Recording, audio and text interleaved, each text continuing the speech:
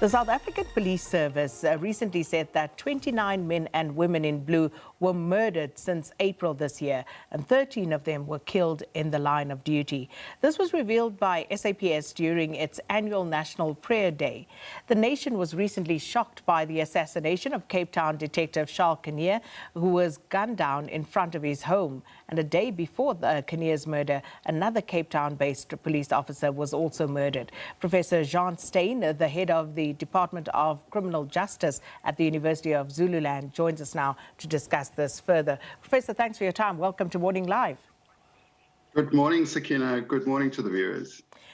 Professor, it's like we go over this every year and, shocked we are every year.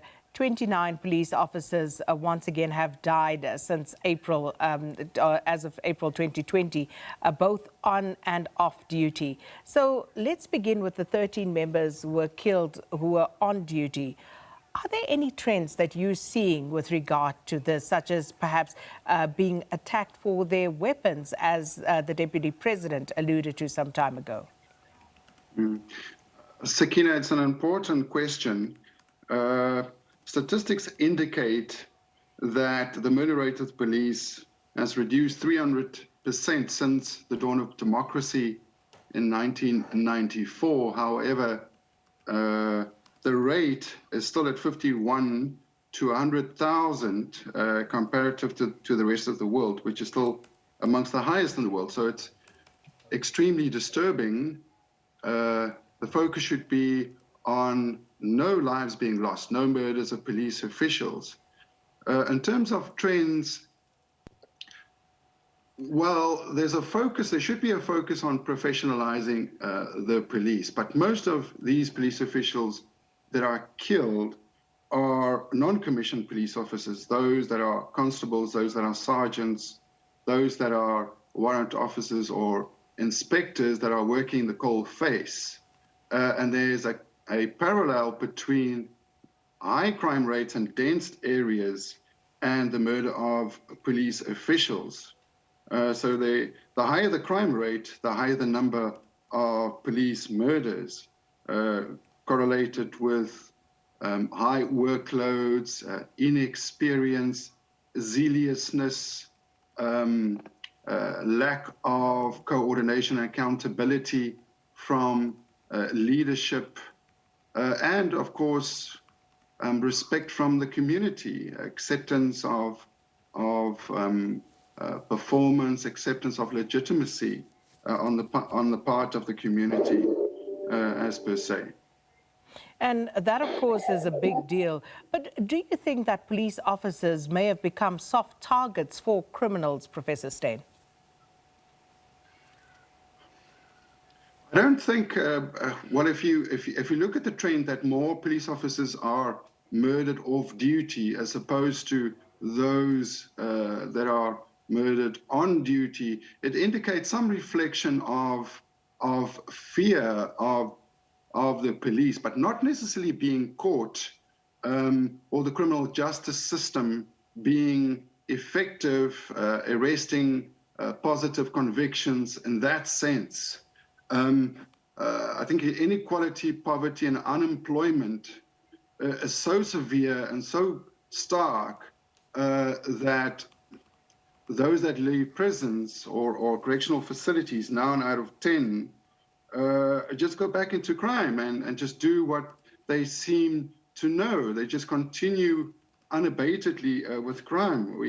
The assumption is that the more police officials we have, the less the crime rate would be. There's no positive correlation with that. It's more about quality. It's more about focusing on intelligent policing, outsmarting. It's not who's got the biggest gun. It's who can outsmart the others. It's about moral policing, families that are being broken up, frustration, especially during the lockdown now with the 29 police officers that were murdered, bubbling over of frustrations, conflict at home, a monolithic style of problem solving, focus on aggression and violence instead of extending the toolbox. No, it's about being exemplary in moral behavior and service delivery over time to the community. And as you also touch on, there is a trust deficit between the police and the community. And we have seen police come under attack, as you point out, especially in areas where there are higher levels of crime and criminality. But we've also seen, Professor Steyn, some reports of police stations being robbed while you have police officers on duty. We've heard of police stations that have to be guarded by private security. So what does that tell us about the adequacy of the training, if anything, when it comes to the police service? It's a very important question. Criminals do not fear repercussions. Robbing a police station is at the top of the ladder in terms of no fear. It's absolutely shocking. It's absolutely unacceptable. 6 months training to a year training, firearms training is really not enough. If you look at professional police services around the globe, some of them 3 to 6 years for training, for professional training, age, representation of the people, communities and so forth. No, but it all comes back to inequality. It all comes back to poverty and unemployment, especially amongst the youth. If you look at those that are arrested and those that are involved in organized crime or gun violence, it's young people, it's young unemployed people that are protected by loved ones because of hunger, because of believing that organized crime or crime pays, as per se.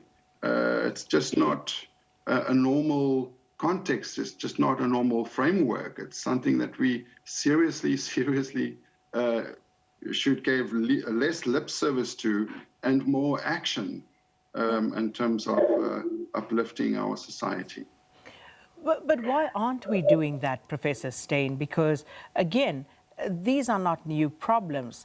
When you look, for example, something that you briefly touched on, the moral aspect of the people who are recruited into the police service, for example, you would want people who are morally upright to be part of the police service, and one would imagine that that would then take care of something such as corruption within the police service, for example.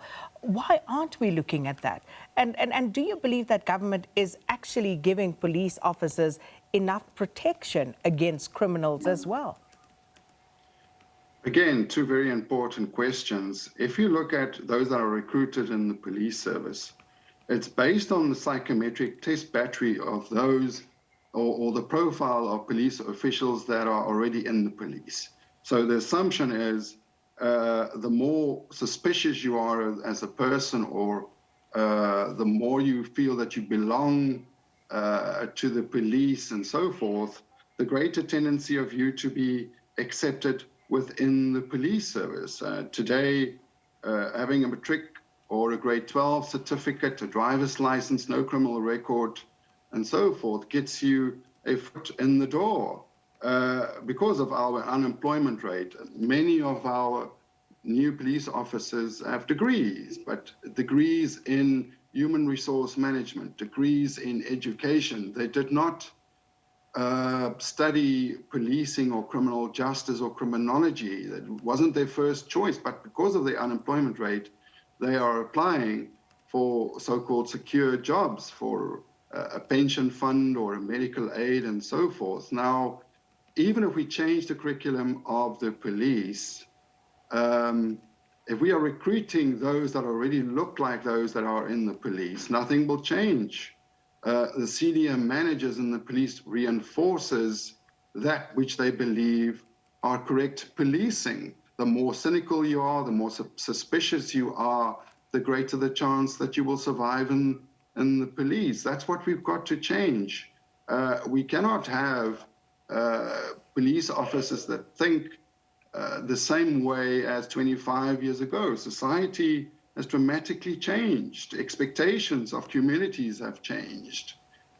We have to look at that. You can't just change the colors of cars or the ranks of police officers or uniforms as per se. You need to change the hearts and the minds of the police. And government has got a serious challenge. We as a people have a serious challenge in terms of crime. Unemployment rates excessively high, especially amongst the youth, and we have to stand together. Government, I think they, within relative terms, are doing their absolute, or trying to do the absolute very best within very difficult circumstances. However, the base is extremely low, and we need to move forward. We need to advance more in terms of professionalism. We need to act those that are criminal, those that are immoral, should be acted upon. We should, those that are in correctional facilities should be rehabilitated, should be reintegrated back into society. We should have more reflections, more discussions, more solutions. We should have police officials that innovate. We should have a lower hierarchy structure within the police, more open communication, more intelligence, more humility, more service to the South African people. Well, Professor Jéan Steyn, thanks so much for your time, Head of the Department of Criminal Justice at the University of Zululand, talking to us about 29 police officers who had lost their lives over the past 6 months. 13 of these members were actually killed in the line of duty. Let's take a quick break before news headlines.